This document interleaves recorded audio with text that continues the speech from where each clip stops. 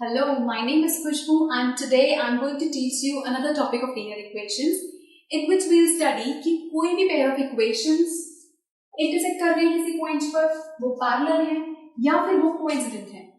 So basically हमारे पास linear equations की general form होती है a1x plus b1y plus c1 is equal to 0. Second हो जाता है a2x plus b2y plus c2 is equal to 0. So in case अगर हमसे ये पूछा जाए कि कोई pair of linear equations consistent है या इनकंसिस्टेंट, पूछा जाए वो इंटरसेक्ट कर रहे हैं किसी पॉइंट पर या वो कोइंसिडेंट है या वो पैरेलल है, किस तरह का सॉल्यूशन है उनका, तो उसको इस तरह से देखा जाता है. सो ये हमारे पास जनरल इक्वेशंस होती है, ये पेयर ऑफ लीनियर इक्वेशंस है. फर्स्ट इक्वेशन ये है, सेकंड इक्वेशन ये है. फर्स्ट केस, अगर हमारे पास a1 upon a2 is not equal to b1 upon b2, ऐसा कुछ आता है कि ये जो कोफिशिएंट्स हैं x के और ये जो कोफिशिएंट्स हैं y के, अगर ये इक्वल नहीं होते हैं तो उस केस में हम कहते हैं कि the given system of equations have unique solution. Unique solution होगा. और जब आप ग्राफ प्लॉट करके देखोगे उसका, तो वो ग्राफ पे कहीं ना कहीं आपकी लाइंस इंटरसेक्ट करेंगी किसी पॉइंट पर, और वो जिस पॉइंट पे इंटरसेक्ट करेंगी वही आपका बेसिकली यूनिक सोल्यूशन होगा. तो ये जो होती है इंटरसेक्टिंग लाइंस होती है. अगर आपके इक्वेशंस में ये फॉर्म आ रहा है तो वो इंटरसेक्टिंग लाइंस फॉर्म करेंगे और जिस पॉइंट पे इंटरसेक्ट करेंगी वो होगा हमारा यूनिक सॉल्यूशंस, और ये कंसिस्टेंट कहते हैं इनको. इसे कहा जाता है कि pair of linear equations are consistent है.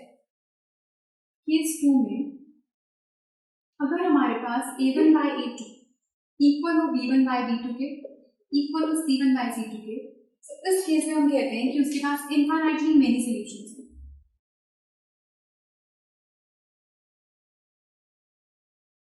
और लाइंस इस केस में कोइंसिडेंट होती है. दैट मींस दोनों लाइन की इक्वेशन एक के ऊपर एक आ जाएगी.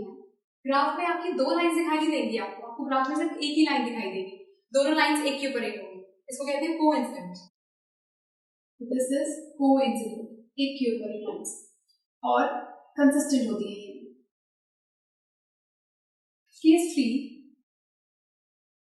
हमारे पास आएगा a1 by a2 इक्वल होगा b1 by b2 को, बट नॉट इक्वल होगा c1 by c2 के. दैट मींस ये कोएफिशिएंट्स तो इक्वल है बट ये कांस्टेंट टर्म के इक्वल नहीं आ रहे.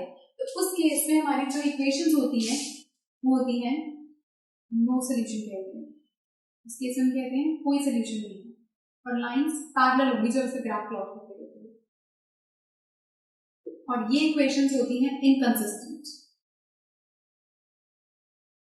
इनकंसिस्टेंट आ जाते हैं. इसी के बेसिस पे हमें इक्वेशन सॉल्व करना है. बेसिकली हमारे को दिया हुआ है 5x minus 4y plus 8 equal to 0, 7x plus 6y minus 9 equal to 0. हमें चेक करना है कि इसके पास find out whether the linear equation representing this has intersection at a point, parallel है या फिर वो coincident है. उस केस में सबसे पहले इसका a1 है 5, b1 है इसका 7, सॉरी b1 है, this is a2, b1 है -4, b2 है 6, c1 है 8, c2 है -9. तो ये सारे हम इसके सारे पार्ट्स. अब इसको डाल के देखते हैं.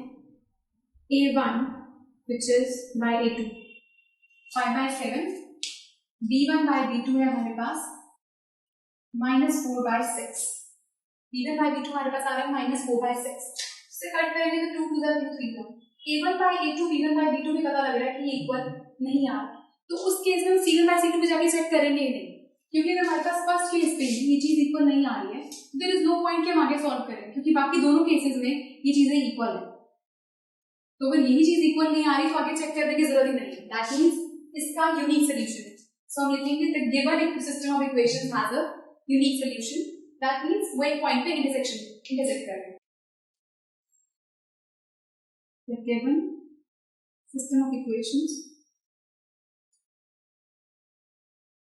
will intersect at a point.